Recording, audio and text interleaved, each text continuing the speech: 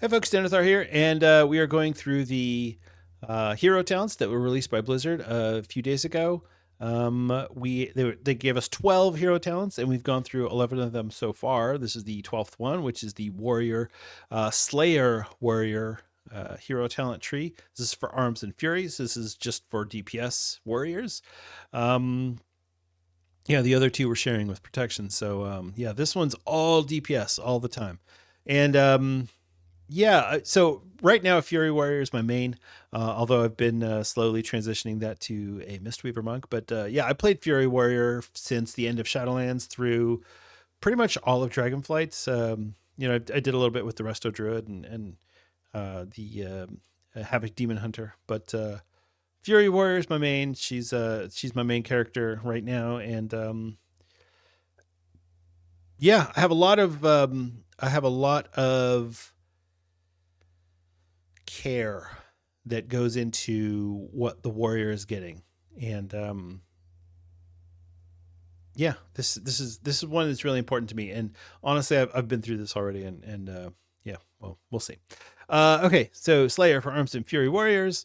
We've got the keystone ability is Slayer's Dominance. Your attacks have a high chance to overwhelm your target's defenses and trigger a Slayer strike, dealing low damage and applying marked for execution. Increasing the damage they take from your next execute by 10% stacks 3 times. So this really buffing execute here, which I think is really cool. Because I really like execute, but it doesn't really do a whole lot for like M plus. Because yeah, I'm doing execute on the bosses, but I'm spec'd for AoE.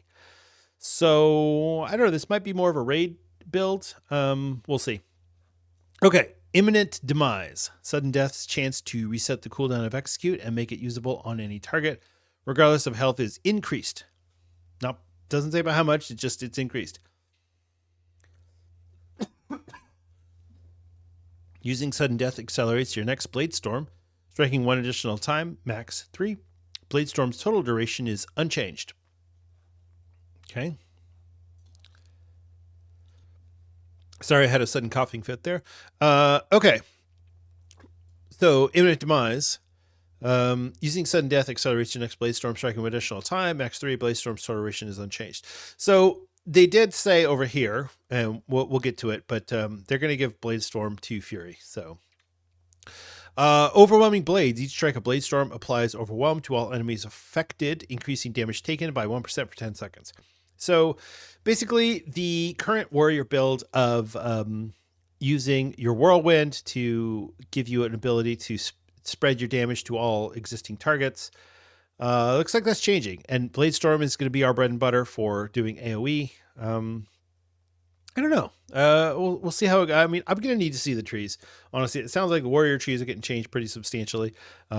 So yeah, I will have to see what that looks like. Because yeah, warrior is my warrior is so much fun. It's a great class when you just want to go in and beat the crap out of something. So yeah, yeah, we'll see. Okay.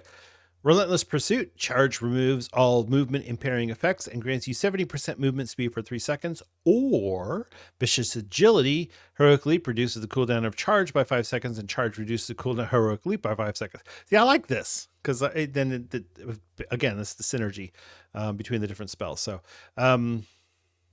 yeah, I like that. I mean, this is cool too. Charge increases your movement speed by 70%, but I love Heroic Leap. It's such a great spell. Okay. Death Drive. You heal for 50% of damage dealt by sudden death. Okay, that's pretty straightforward. Slayer Reflexes. Slayer strikes have a chance to reset the cooldown of Bloodthirst and Overpower. All right, more Bloodthirst is good. Constant Pressure.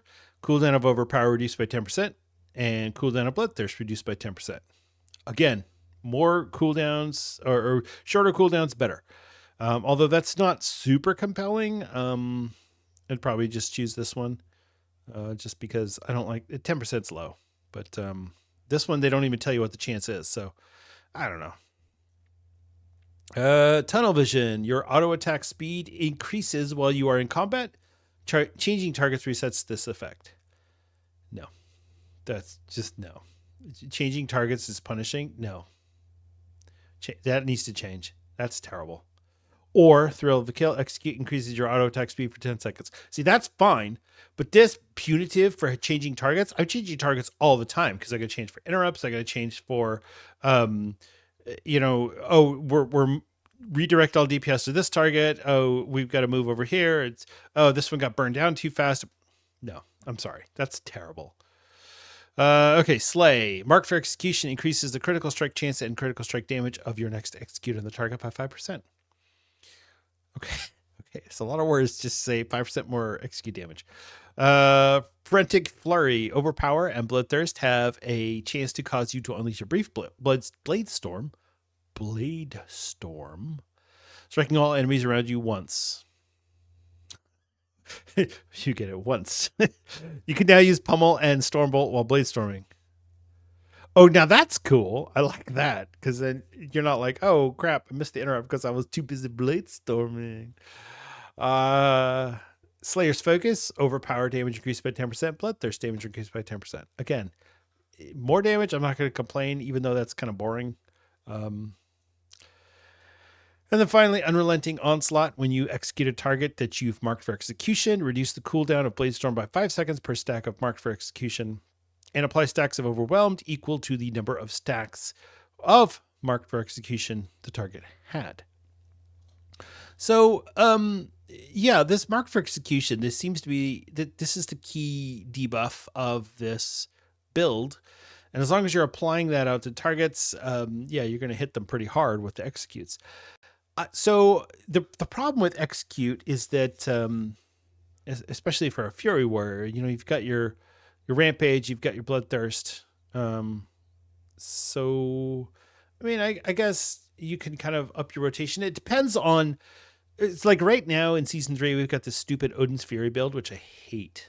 I really hate. I liked the Rampage build or the Ravager build better from Season 2.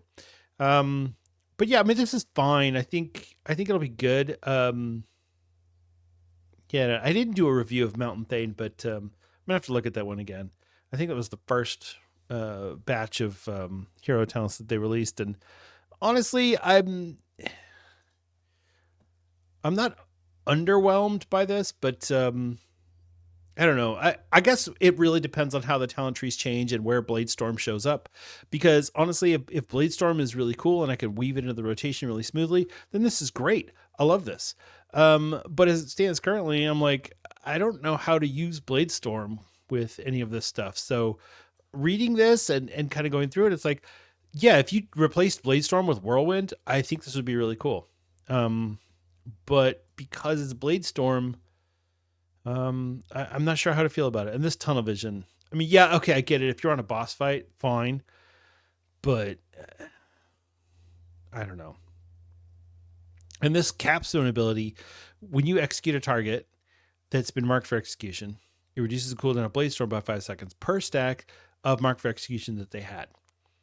And it applies the stacks of Overwhelmed to the target based on the stacks of marked for execution that the target had. So this Overwhelmed is the one that increases damage taken by 1% for 10 seconds. So I don't know. I feel like, I mean, I guess there's some synergy here and it's going to increase your overall damage, but everybody's going to get their damage increased. Everybody's going to have a hero talent and everybody's going to get their damage increased. So somebody's going to get their damage increased by less.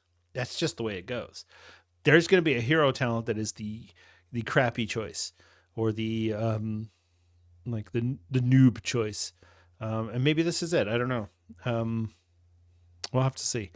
I really don't want to have to put my Fury Warrior on the shelf, but I guess we'll see how these talents play out, and hopefully we'll get to have a look at the alpha here in the next couple of weeks, so we can start getting some of these questions answered. But this is the Slayer Warrior for Arms and Fury. If you want to leave a comment, please do so down below. If you liked the video, please click like. And if you really like the video, please click subscribe. Or if you just really want to be a nice person, you can also click subscribe because that'll really help me. If you don't like the video, go ahead and downvote it. It's fine. But yeah, subscribe either way. That way you can hate watch my videos and go, man, this guy's terrible. That would be awesome too. So thank you for watching, and we'll see you in the next one.